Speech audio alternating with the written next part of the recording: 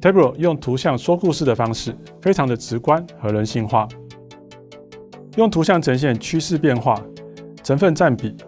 目标达成状况、热区分析。Tableau 把电脑图形与资料查询结合在一起，只要用滑鼠拖放的方式，就能以视觉化来表达资料，